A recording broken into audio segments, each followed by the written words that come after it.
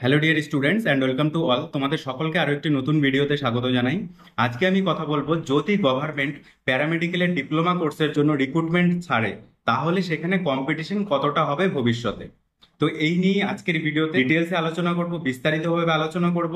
তো তোমরা যারা প্যারামেডিক্যাল কোর্স করবে ভাবছো, তোমরা সব জায়গায় শুনছো, আমিও বলেছি এর আগের ভিডিওগুলোতে যে কম্পিটিশন প্রচুর বেশি, কম্পিটিশন করে সবাই চাকরি পায় না, চাকরি হয় না। তো আজকের এই ভিডিওতে আমি তোমাদেরকে সেটাই বলবো যে কম্পিটিশনটা কতটা হারে রয়েছে, হাতে নাতে দেখিয়ে দিব, প্রমাণ সমেত দেখাবো। তো চলো ভিডিওটা শুরু করা যাক। আমরা দেখে নিই যে কিভাবে চাকরিতে জয়েন করতে হয়। ডিপ্লোমা কোর্সের করলেই কি চাকরি পাওয়া যাবে?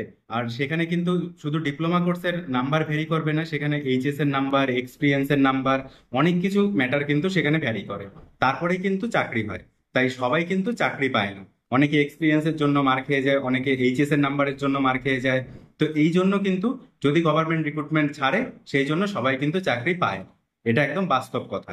তো আজকের ভিডিওতে আমরা দেখে নিব যে কম্পিটিশনটা কি হারে রয়েছে, তোমাদের কোন কোন ফ্যাক্টরগুলো কাজে লাগবে, কোন কোন জিনিসগুলোতে তোমাদের মাথায় রাখতে হবে।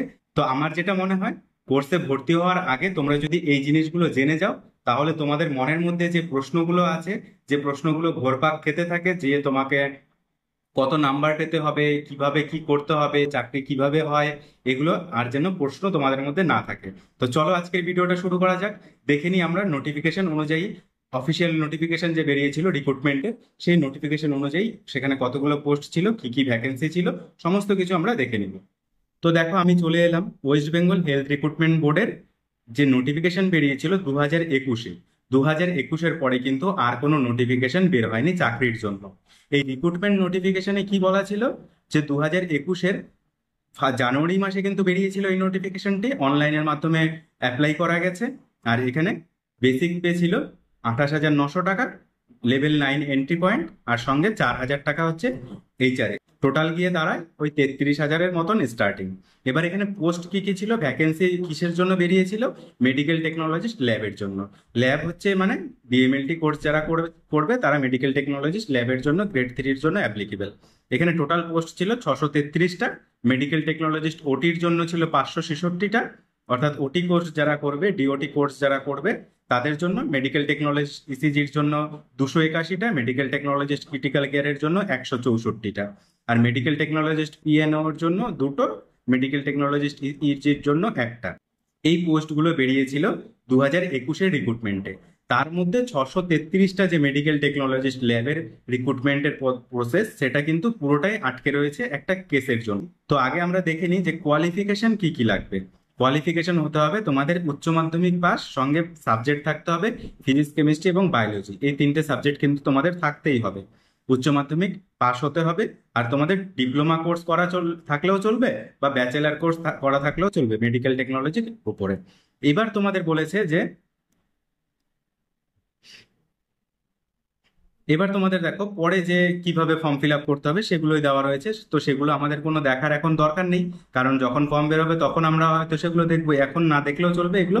তো এগুলো হচ্ছে তখনকার ফর্ম অনুযায়ী।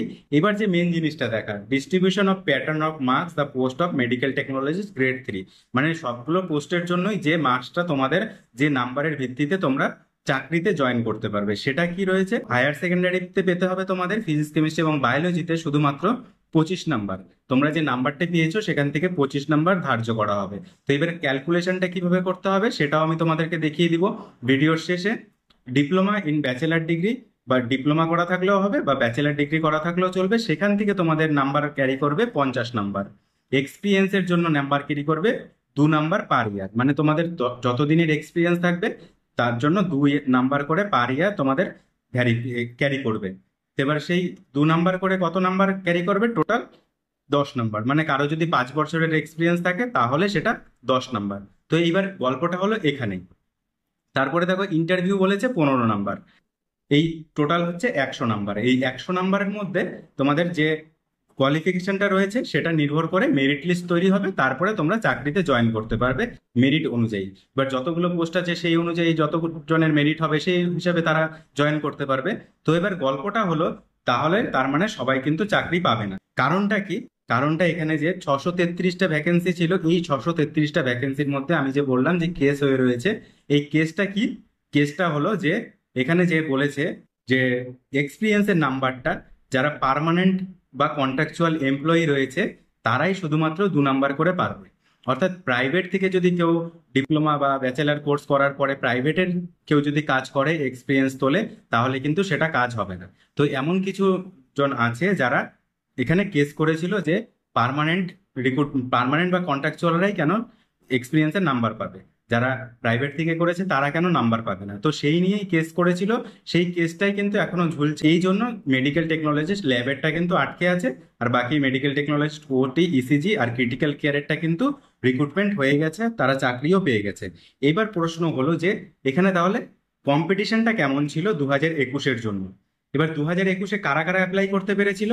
2017-তে একবার রিক্রুটমেন্ট হয়েছিল, তারপরে 2017-এর পরে 2021-এ। এবার 2021-এর রিক্রুটমেন্টে 633টার মধ্যে ভ্যাকেন্সির মধ্যে মোটামুটি অ্যাপ্লাই করেছিল 3000-এর মতন। তখনই ছিল 3000-এর মতন ক্যান্ডিডেট। ঠিক আছে, তাহলে 633টা কিন্তু এখনো আটকে আছে। আর ওটিতে 566টা যে ভ্যাকেন্সি ছিল তার মধ্যে ধরে রাখো ওটিতে ডবল ছিল, মেডিকেল টেকনোলজিস্ট ইসিজিতেও ওই ডবল না থাকলেও কিছুটা বেশি থাক। মেডিকেল টেকনোলজিস্ট ক্রিটিক্যাল কেয়ারে 164টা ভ্যাকেন্সি ছিল, এই 164টা ভ্যাকেন্সির মধ্যে তার ডবল স্টুডেন্ট ছিল।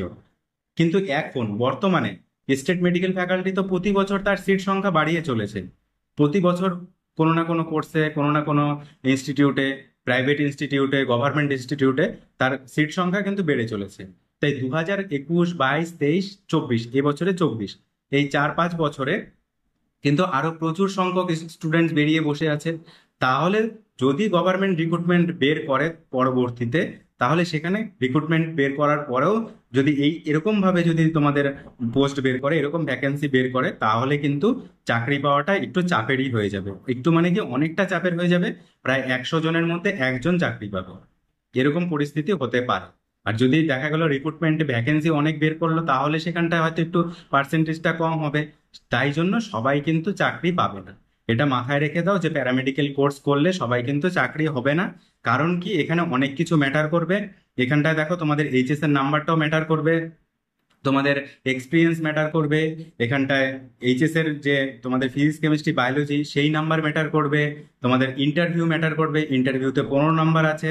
তার মানে যে রিক্রুটমেন্ট বের হলে সবাই চাকরি পাবে সেটা কিন্তু না। এটাই হচ্ছে মেন কথা। কারণ প্রতি বছর ফ্যাকাল্টি কিন্তু তার স্টেট মেডিকেল ফ্যাকাল্টি চাকরি দেয়, তা সত্ত্বেও প্রতি বছর কিন্তু স্টেট মেডিকেল ফ্যাকাল্টিতে স্টুডেন্টসদের সিট সংখ্যা বাড়িয়ে চলেছে বিভিন্ন ইনস্টিটিউটগুলোতে।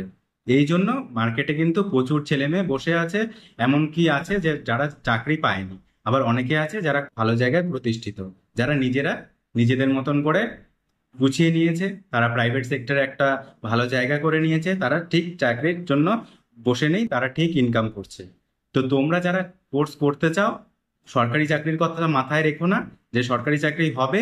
আর যদি সরকারি চাকরি করতে চাও তাহলে কম্পিটিশনটা কিন্তু এই লেভেলের হবে।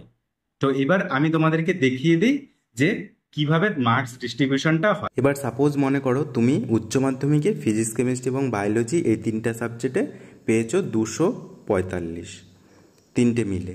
এবার এই 3টের মধ্যে পার্সেন্টেজ বের করতে হবে তোমাকে, যেহেতু 3টে সাবজেক্ট সেই জন্য 3 দিয়ে ভাগ করতে হবে। 3 দিয়ে ভাগ করার পরে তোমার পার্সেন্টেজ আসবে 81.66।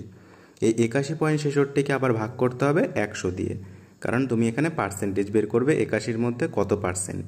তাহলে কত বের হচ্ছে তোমার 0.81। এই 0.81কে গুণ করতে হবে কত দিয়ে? উচ্চ মাধ্যমিকের কত নাম্বার ধার্য করা আছে? 25 নাম্বার। তাহলে 25 দিয়ে যদি তুমি গুণ করো তাহলে এখানে তোমার নাম্বারটা বেরিয়ে আসবে 20.41। মানে তুমি 25-এর মধ্যে 20.41 পেলে। এবার সাপোজ মনে করো তোমার ডিএমএলটি বা ডিপ্লোমার যে কোনো কোর্স বা তোমার ব্যাচেলারের যে কোনো কোর্স সেটি হয়েছে 600-তে। এই 600-র মধ্যে তুমি সাপোজ মনে করো পেলে 550।